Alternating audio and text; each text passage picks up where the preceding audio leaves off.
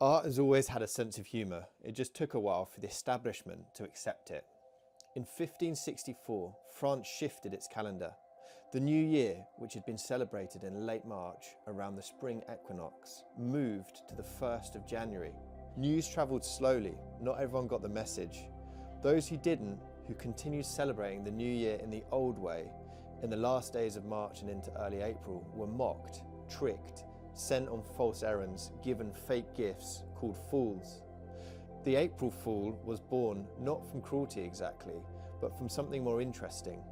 The comedy of being the last to know, of holding confidently to a reality that had already shifted beneath you. It's a joke that has never really stopped being funny or relevant. Artists understood this instinctively. The best ones always positioned themselves as the person who knew something had changed before the room had caught up. Marcel Duchamp submitted a urinal to an exhibition in 1917.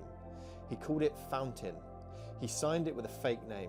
The selection committee rejected it, which was arguably the point. One act of deadpan provocation that rewrote what art was allowed to be.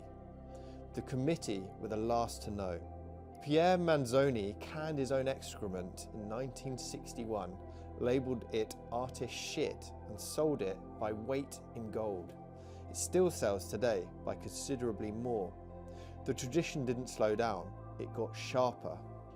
Martin Creed won the Turner Prize for a work he called The Lights Going On and Off. An empty room, a light switch. The public were furious. He was completely serious, which was the entire point. Maurizio Cattelan spent 30 years treating the art world as his straight man. In 1999, he duct-taped his gallerist Massimo Di Carlo to the wall of his own gallery for the duration of a show opening. The work was called A Perfect Day. Massimo passed out. He had to be taken to hospital. The opening continued without him. That same year, a live horse suspended from a gallery ceiling. The Pope struck down by a meteorite. For Documenta in 1997, he hired a man in a penis costume to stand outside the venue. The work wasn't inside, the work was the door. And then a banana duct taped to a wall titled Comedian. That sold for over $100,000 before someone ate it. The artist called it a symbol, the art world called it a masterpiece. The rest of the world laughed. All of them were right. Anthea Hamilton shortlisted for the Turner Prize with a proposal for an entrance, a giant pair of buttocks, as architectural doorway. Later, she filled a gallery with performers in enormous squash costumes, straight-faced, precise, completely committed to the absurd as a formal strategy. David Shrigley has spent a career being the most serious person in the room about the most ridiculous things. Misspelled handwritten signs, taxidermied animals with opinions, a giant bronze thumb outside the National Gallery titled Really Good, that somehow managed to be sincere and hilarious at the same time. Erwin Wurm turned the human body into the medium. His 1-minute sculptures asked participants to balance objects on their heads, press their faces into walls, squeeze themselves into furniture. The instructions are deadpan, the results are undignified, and that's the work. Amalia Ullman performed a fake Instagram influencer persona for 3 months in 2014. Breakdowns, makeovers, aspirational brunches. Nobody noticed it was art until she told them. Then she had a major gallery show. Elm Green and Dragset built a fully functioning Prada store in the middle of the Texas desert. No staff, not open, Prada didn't commission it. The building still stands there, a perfect replica of a boutique with nowhere to be.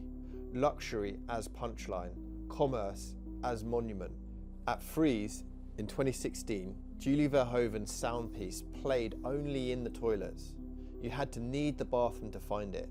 Strange, tender, slightly unhinged, hidden in the most unglamorous corner of the most glamorous fair in the world. In a context built around taste and transaction, it was the most subversive thing there. The artists in Gertrude's Why So Serious collection inherit this tradition with full awareness of it. Maayan Sophia Weisstub takes a vintage male urinal and paints it in rough acrylic to resemble her own skin. She calls it penis dentata. It is a direct answer to Duchamp, but where Fountain asked what art could be, This asks who gets to inhabit it, a female artist inside a male-coded object. The punk, protest-like finish invokes gestures of refusal and dissent. It draws on the myth of vagina dentata, shifting ideas of danger and vulnerability onto the male body. Unsettling, intimate, and considerably funnier than Fountain. Jack Brown photographs a photographer holding up a photographer's backdrop. That is the entire title. He uses photography to construct an image that is entirely about how images are constructed. The props, the choices, the machinery behind the picture. The medium folds in on itself until the joke becomes the subject and the subject becomes the joke. Alex Frost takes a Dr. Octa frozen pizza, bakes it, tops it with mood crystals and purple amethyst, and encases the whole thing in a clear resin. The pizza is real, the commitment is absolute. The work sits somewhere between convenience culture and self-description. Pizza toppings as personality type, comfort food as aspirational object. The everyday preserved and elevated until it becomes something else entirely. Lucy Ellerton casts the objects that hang from a million rear-view mirrors, little trees, those cheap pine-shaped air fresheners sold as quick fixes for atmosphere improvements. Green Apple, Morning Fresh, True North, and remakes them in powder-coated metal, hung on elastic. They no longer do anything at all. They sit somewhere between ornament and placeholder. Her larger works mount these same forms onto cast rear-view mirrors that can no longer quite reflect. Stripped of scent, stripped of function, almost like wind chimes. Small symbols of home, she calls them. Tokens of personalization that are both affectionate and throwaway. Ladina Clément makes weights from silicone. They sag, they slump under their own weight, collapsing from the exhaustion of being what they're supposed to be. Pumping Iron is a sculpture about effort that refuses to make any, rejects its function to build muscle before it has even begun. Rebecca Parkin's Horsing Around series is exactly what it sounds like, and nothing like what you expect. Portraits of young women and their horses, goofing around, pulling faces, doubling as comic duos with names that resonate with animated slapstick capers. Her women mug directly at the viewer, breaking the fourth wall with cheeky verve. The horses are anthropomorphic, the women are animalistic, the line between them is a joke, and the joke is a kind of love. Alana Lake electroplates a plastic cannabis plant in copper and 24-karat gold. She calls it sacrament. It sits, she says, somewhere between shrine and souvenir. The plant is broken up and sold in parts. The elevation is severe. The elevation is critique. The work both reflects on and questions the rituals of consumption and the fetishization of substances. Her word for it, offered without further elaboration, dope. Mark Purves places the solar system inside a human smile. Crystal planets sit within the teeth, held in carefully carved forms in the painting's surface.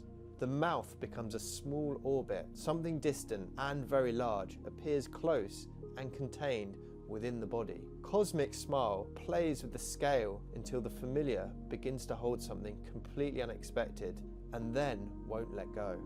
Jennifer Nieuwland works at the threshold between states. In Brink, two hands appear reflected yet marking a division. One reaching up, electric, a force expanding outward.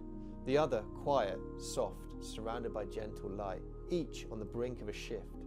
Her work explores how comfort and discomfort, anger and sorrow, vulnerability and resilience can coexist simultaneously, not as opposites, but as the same condition.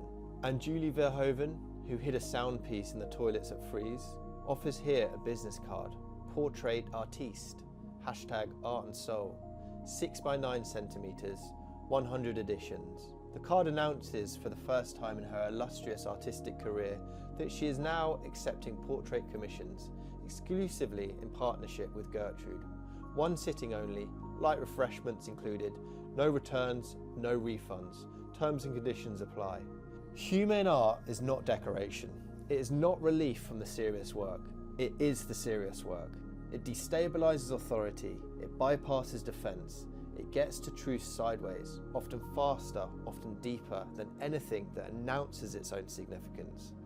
The Why So Serious collection on Gertrude, available from April Fool's Day, naturally.